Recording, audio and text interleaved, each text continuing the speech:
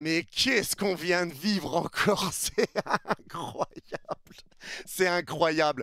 Paris, je t'aime, bordel. Qu'est-ce que je t'aime? On est la meilleure équipe du monde. C'est un régal. Salut les fraudes. J'espère que vous allez bien. On se retrouve pour une nouvelle vidéo. Et nouvelle vidéo, débrief du match entre le PSG et le Bayern Munich. Victoire 2-0 du Paris Saint-Germain. Le PSG est qualifié pour les demi-finales de cette Coupe du Monde des clubs. Malgré un arbitrage désastreux, Anthony Taylor, j'arrive pour ta tronche. Bouge pas ma canaille, on va régler des comptes. Un arbitrage qui a été catastrophique, calamiteux, mais le PSG s'impose. Et le PSG prend sa revanche contre toutes les équipes qui nous ont battus en phase de poule de la Ligue des Champions. On a perdu contre Arsenal, on les a battus en demi-finale. Allez, retour de la Ligue des Champions. On perd contre l'Atlético en phase de poule de LDC, on les bat en phase de poule de Coupe du Monde des clubs 4-0. Et on perd contre le Bayern, on en a perdu 3 matchs en poule de LDC. On perd contre le Bayern, on les bat ce soir 2-0. 2-0 en quart de finale de la Coupe du Monde des clubs. Le PSG a pris sa revanche contre tout le monde. Et aujourd'hui, moi, j'applaudis. J'applaudis ce match du PSG. Un PSG qui a eu une première mi-temps qui aura été quand même compliquée. On a eu beaucoup de déchets, des relances de Donnarumma qui revenaient tout le temps sur les joueurs du Bayern, un bon pressing du Bayern. C'était un peu compliqué de ressortir les ballons, mais c'était une première mi-temps qui était assez équilibrée malgré tout. Pour moi, c'était une première mi-temps qui était assez équilibrée, mais pas une top première mi-temps, avec une première mi-temps qui avait eu énormément d'arrêts de jeu aussi. Beaucoup de touches, de coups francs, d'arrêts de jeu. À la 20e minute, il y avait eu 27 arrêts de jeu. 27. 27 et ça c'est énorme. Et je vais déjà aussi commencer par souhaiter un très bon rétablissement à Jamal Musiala qui s'est blessé sur la sortie de Donnarumma. Grosse blessure et j'espère que l'absence sera pas trop longue. Bon rétablissement à lui, je suis dégoûté. Force à vous les Bavarois. Dégoûté pour Jamal Musiala. Et on va également souhaiter bon vent à Thomas Müller qui jouait son dernier match avec le Bayern aujourd'hui. Il est éliminé de la compétition donc c'est son dernier match. Bravo pour tout ce qu'il a accompli dans le football. Bravo pour tout ce qu'il a fait au Bayern. Mais la page se tourne maintenant, c'est fini pour Thomas Müller. Bon vent à lui et bravo pour tout. Ça, c'était les deux petites apartés. Mais aujourd'hui, les gars, moi, je veux qu'on parle quand même des joueurs. Je veux qu'on parle de l'état d'esprit. Parce que les joueurs se le disaient entre eux. Ils sont cramés, ils sont fatigués. Ils ont eu une longue saison et une saison qui n'est toujours pas finie. Mais ce PSG-là se donne. Même dans un match où tu peux te dire, bon, le PSG est un peu fébrile, le PSG est peut-être prenable aujourd'hui, c'est pas le cas. C'est pas le cas, le PSG s'impose 2-0, même avec 2 cartons rouges. Tu peux prendre un carton rouge, deux, c'est un peu plus compliqué. Là, tu en as pris 2. Et malgré tout, même à 9 contre 11, tu as réussi à marquer. Tu as réussi à marquer à 9 contre 11. Tu menais 1-0, tu tombes à 9 et tu mets le 2-0.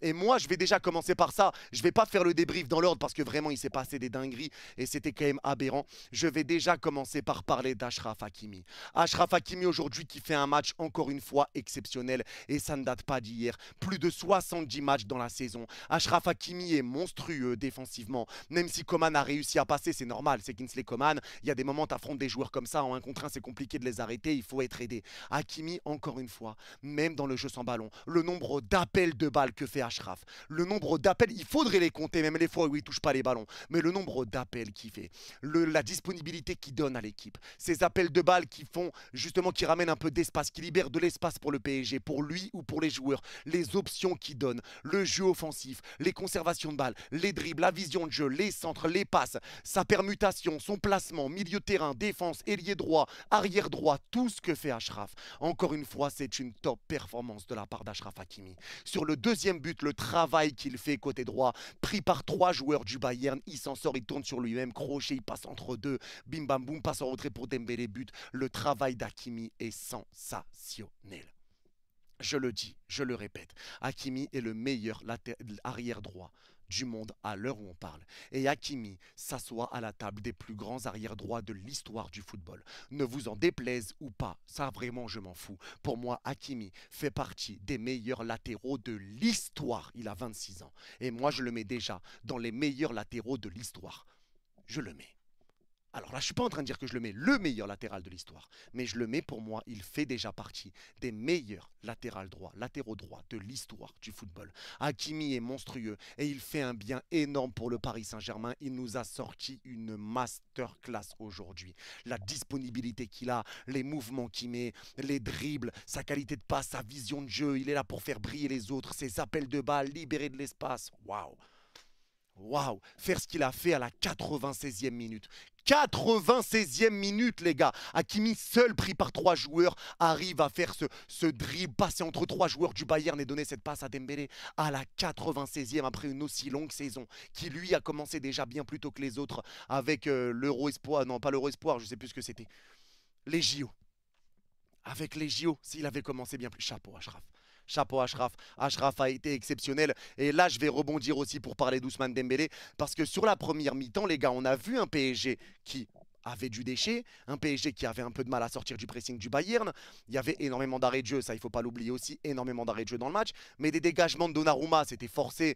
Donc tu essayais de dégager, mais tu rendais tous les ballons au Bayern. Je ne sais pas si les dégagements de Donnarumma, les Bavarois l'ont pas repris un moment. Et je ne sais pas si Paris, on a réussi à reprendre un dégagement de Donnarumma une fois, mais on rendait tous les ballons. C'était un match un peu compliqué parce qu'il y avait un pressing à la culotte pour le Bayern. Chacun prenait un joueur, chaque joueur prenait un joueur. Donc ce qui fait que quand le PSG arrivait à avancer, et tu le voyais notamment quand Hakimi avait la balle et qu'il voulait servir sur le côté Barcola, avant que le ballon arrive, tu voyais un joueur du Bayern arriver. Dès qu'un joueur du PSG touchait la balle, il y en a un qui arrivait et il y a 2 milieux qui venaient aider pour le pressing pour faire une prise à 2 ou à 3. Donc tu voyais qu'il y avait un pressing en 1 pour 1 et ce qui fait que même les permutations du PSG, ça a été compliqué parce qu'ils prenaient toujours un joueur. Quoi qu'il arrive, ça ne changeait rien pour le Bayern. Donc ils sont venus avec une bonne stratégie. Et sur cette première mi-temps, moi je pense que l'absence d'Ousmane Dembélé s'est fait sentir. Tout simplement parce que Ousmane Dembélé décroche, il dézone, il décroche, il donne un surnombre au milieu de terrain parce qu'il décroche pour toucher des ballons. Il prend le ballon, il est capable de monter le ballon et faire des différences par les dribbles et il est capable de ramener du danger. Donc il aurait ramené ce surnombre en décrochant et il aurait permis de ramener un surnombre offensif derrière. Donc cette absence d'Ousmane Dembélé, pour moi, s'est fait ressentir. Pour moi, c'était vraiment la clé de la première mi-temps. S'il y avait Ousmane Dembélé, ça aurait été différent. Et malgré tout, moi, après la première mi-temps, moi, je ne peux pas leur tomber dessus parce que les joueurs sont KO, ils sont fatigués. Comme je vous l'ai dit, ils se le disent entre eux, ils sont fatigués. Mais malgré tout, l'état d'esprit de cette équipe, le mental de cette équipe, l'envie de cette équipe, parce que là on a parlé d'Hakimi, mais on va parler de beaucoup d'autres joueurs. Là je vais parler d'Ousmane Dembélé, parce que Ousmane Dembélé sur la deuxième mi-temps, on est à 9 contre 11. On est à 9 contre 11. Il y a une touche pour le Bayern à droite au milieu de terrain, et tu vois Ousmane Dembélé avant cette touche qui se retourne, il voit que les joueurs parisiens sont derrière, Ousmane s'énerve, et tu le vois faire ce geste-là en train de leur dire montez. Montez, arrêtez de rester derrière, montez à 9 contre 11. Ousmane leur dit montez, montez, montez. 1 minute plus tard, pressing du PSG. Le PSG récupère la balle. Barre d'Ousmane Dembélé. On récupère encore le ballon et c'est ce qui ramène le 2-0. Ousmane Dembélé, encore une fois, dans l'état d'esprit, dans l'envie, comment il se donne. C'est une folie. Ousmane Dembélé, chapeau, monsieur. Il est rentré en cours de jeu, mais il est venu avec une grande mentalité, même à 9 contre 11. Il n'y a pas de on recule, il n'y a pas de on accepte de souffrir. Même si c'était le seul à courir pendant un moment, il pressait, il faisait le pressing tout seul. Il a eu cette occasion aussi sur un ballon qui a été dévié par Kvaratskhelia sur une sortie de Neuer et il tire à côté. Mais encore une fois, dans l'état d'esprit, dans l'envie, dans le mental qui donne à ses coéquipiers en leur disant de monter à 9 contre 11, en leur disant de monter. Et c'est ce qui te ramène le but 1 minute plus tard. Bravo Ousmane. Bravo Ousmane.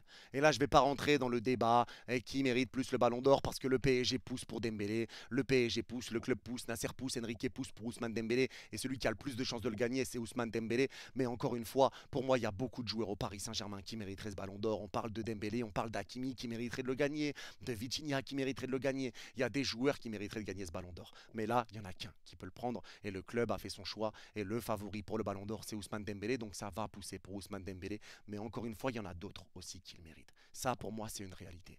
Mais ce PSG-là est fort, ce PSG-là est grand. Et tu le vois encore dans le mental. Parce que sur la première mi-temps, même si c'est un match qui est compliqué, le danger arrive d'un joueur, c'est Bradley Barcola. Les dégagements du PSG à chaque fois, tu essayais de trouver Barcola. Les contrôles étaient exceptionnels. Les contrôles faisaient tout le temps un peu, ça déstabilisait un peu. Juste le contrôle déstabilisait un petit peu Stanisic et ça déboussolait un peu Leimer quand Stanisic est sorti. Chaque contrôle. Et après, Barcola pouvait avancer et il prenait le meilleur sur un deuxième joueur du Bayern qui essayait de presser. Donc en première mi-temps, c'est Barcola qui ramenait les situations pour le PSG. Contrôle, accélération, prise de balle, passe, vision de jeu. Il a ramené les situations offensives du PSG. Le match de Barcola a été exceptionnel. Doué a eu cette belle passe après la remise de Barcola pour Hakimi, mais derrière Doué en première mi-temps est devenu un petit peu invisible. Après, numéro 9, encore une fois, c'est pas son poste. Et moi, je tiens rigueur à personne. Je l'ai dit à la mi-temps, même si on sortait, j'en aurais voulu à personne après la saison extraordinaire qu'ils nous ont fait fait vivre. Là, s'ils sont fatigués, ils sont fatigués. Allez vous reposer, c'est pas grave. Peu importe ce qui se passe. Là, on est là pour vous accompagner. Et c'est ça qui est important à dire. On est là pour les accompagner jusqu'au bout. Mais même comme ça, ils vont nous chercher cette victoire et ça fait du bien, bordel. Ça fait du bien de les voir se battre, de les voir se donner, de les voir tout donner comme ça et de pousser. Et même quand tu as la sensation que le PSG est moins bien, que le PSG peut perdre, on perd pas. On perd pas. Et c'est ça qui est fou. C'est ça qui est dingue. C'est que ce PSG-là est imprévisible. Ce PSG-là est monstrueux. On a battu le Bayern 2-0. Un seul but encaissé. On est en demi-finale de Coupe du Monde des clubs. On n'a pris qu'un seul but dans cette compétition. Et c'est face à Botafogo. Zéro but encaissé contre l'Inter Miami. Zéro but encaissé contre le Bayern. Zéro but encaissé contre Seattle. Zéro but encaissé contre l'Atlético Madrid. Un seul but. Un seul but encaissé. Un seul en 5 matchs. En 5.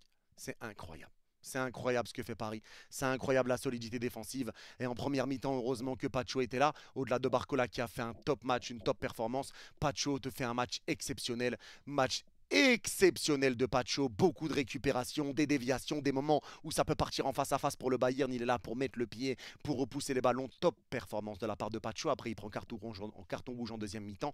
Et ça, c'est la vie et ça, il le mérite. Le carton rouge est mérité sur Pacho. Il est en retard. Donc maintenant, pour la demi-finale, on va devoir faire sans Pacho malheureusement. Donc ça va être Beraldo qui va jouer vu que Lucas Hernandez également a pris carton rouge. Et voilà, ça c'est, on va dire, le bémol de ce match. Mais en tout cas, Beraldo, le bon vieux Pacho a été exceptionnel en défense. Donnarumma, match taille patron encore une fois. Donnarumma, un nombre de parades monstrueuses, exceptionnel. Il a été présent pour te repousser des offensives du Bayern. Ça a été incroyable. Gigio Donnarumma, monstrueux le match. Il y a les relances au pied, ça a été compliqué. Mais voilà, là encore une fois, on ne va pas en tenir rigueur. Mais match exceptionnel. Il nous a fait énormément de bien. Et la force qu'a le PSG pour mettre hors jeu les joueurs adverses dans notre surface de réparation, ça aussi c'est fort. Ça aussi c'est très fort. Parce que là, chaque fois que le Bayern arrivait à partir dans notre surface avec des ballons piqués dans le dos, il y avait hors jeu. 2 buts hors jeu pour le Bayern. Donc cette faculté-là de mettre hors jeu, c'est quelque chose qui est travaillé. Cette faculté-là de les mettre hors jeu, chapeau. Ils ont vraiment bien géré. On a vraiment géré défensivement et j'ai pas la sensation qu'on est beaucoup plus subi que le Bayern en réalité. Pour moi, ça c'est une réalité. C'est que ça a été un match compliqué pour le PSG, mais un match compliqué pour le Bayern aussi. C'est deux tops équipes qui s'affrontent. C'est ça qu'il faut retenir aussi. C'est deux tops équipes qui s'affrontent. C'est important de le dire, c'est important de le rappeler. Et tu as réussi à trouver la solution en deuxième mi-temps. Et ce qui est beau à dire aussi, c'est que Désiré Doué ne fait pas une bonne première mi-temps. Au changement, quand Dembélé va rentrer, on se dit tous Désiré Doué doit sortir et Dembélé doit rentrer. On se le dit tous. Mais c'est Barcola qui sort. Barcola qui faisait un top match. Et au final, c'est Désiré Doué qui marque, qui était invisible. Et c'est Désiré Doué qui vient de mettre ce premier but. Un but magnifique, frappe entrée de surface incroyable sur une superbe récupération de Neves. Désiré Doué te met ce but. Et moi, je veux bien qu'on dise ouais, mais Désiré Doué a pas fait un top match. Désiré Doué, c'est compliqué. Il te met ce but qui te délivre. C'est lui qui met le 1-0. Donc, match ou pas, avant ce qui s'est passé, son but délivre le Paris Saint-Germain. Il le délivre. Donc, ce but-là, tu dois le prendre en compte, quoi qu'on en dise. Il y en a qui vont dire si tu enlèves le but, son match est nul. Mais il met ce but. Il met ce but à 0-0 qui donne l'avantage au PSG. Il le met et il te met une super frappe, il te met un super but. Et je le répète encore une fois, en première mi-temps, position de 9, c'est pas son poste. C'est pas son poste. Donc aujourd'hui non plus, je ne tomberai pas sur Doué. Et merci Désiré Doué pour ce but qui nous délivre, ce but qui nous fait énormément de bien et qui donne l'avantage au PSG dans ce quart de finale. Magnifique but sur un très gros pressing de Neves. Et aujourd'hui, il faut le dire, Joyau Neves a été juste exceptionnel. Le match de Neves et notamment en deuxième mi-temps, Neves a été partout. Quand on était bas, quand on était à 9, Neves qui arrivait à repousser les ballons de la tête, Neves qui arrivait à faire des récupérations, à relancer proprement, à récupérer des ballons dans les pieds, le pressing il s'est jamais arrêté, les passes, la vision de jeu, le positionnement, les efforts, Neves s'est donné comme jamais. Le premier but, c'est lui qui récupère la balle. C'est lui qui la récupère dans les pieds d'Harry Kane. C'est lui.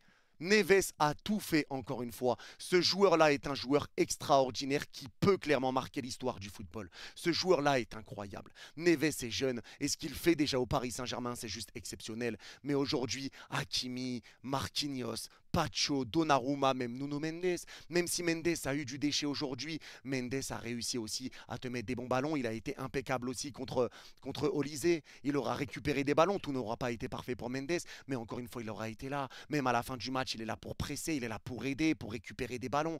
Il est là pour essayer de relancer rapidement, pour mettre des bonnes passes. Et il y a eu du déchet. Mais t'es contre le Bayern en face. C'est logique que t'en aies un peu plus que d'habitude. C'est logique.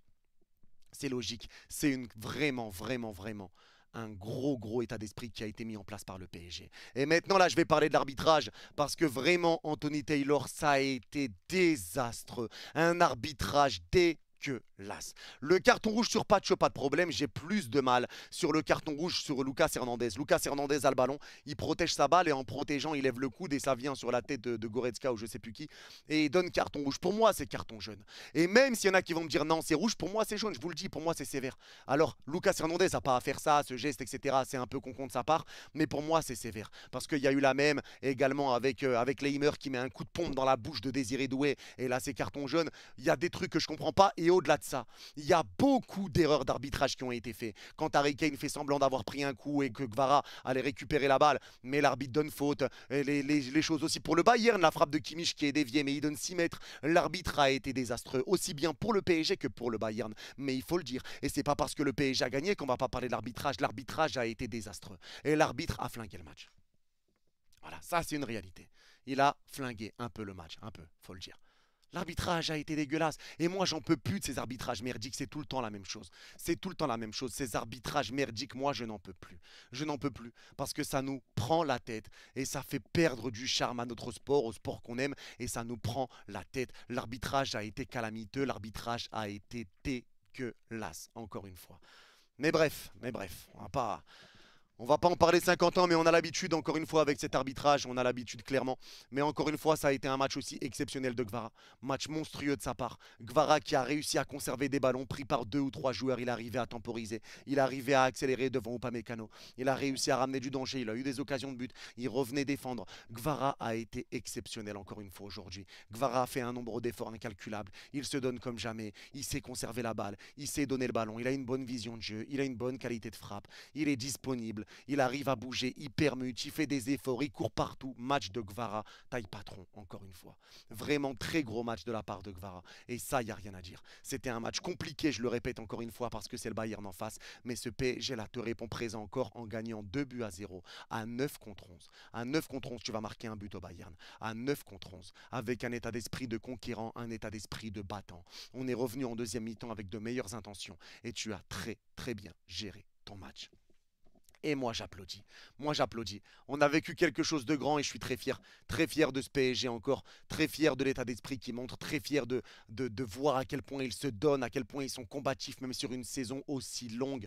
Bravo, et bravo au Bayern aussi, faut dire la vérité, on a eu une grosse adversité aujourd'hui, ça n'a pas été simple, le match d'Upamecano a été incroyable, il a vraiment bien géré son match. Il y a eu des joueurs du Bayern qui ont été très bons aujourd'hui, ça n'a pas été facile pour le PSG bien sûr, mais aujourd'hui tu t'imposes 2-0 et tu fais tomber un grand d'Europe, encore une fois cette saison. Tu fais tomber le Bayern en quart de finale parce que je le répète, c'est le genre de match où les deux équipes peuvent passer. Mais tu as réussi à te qualifier avec des joueurs qui ont tout donné, des joueurs qui se sont battus. Et ça fait plaisir. Ça fait vraiment plaisir. En tout cas, c'est tout pour ce débrief. N'hésitez pas à me dire en commentaire si vous êtes d'accord ou pas d'accord avec moi. Et pour ceux qui ont regardé cette vidéo jusqu'au bout, n'hésitez pas à mettre masterclass en commentaire et je comprendrai que vous l'avez vu jusqu'au bout. Prenez soin de vous. Vous êtes les Gout et bordel. Allez Paris. Bye bye.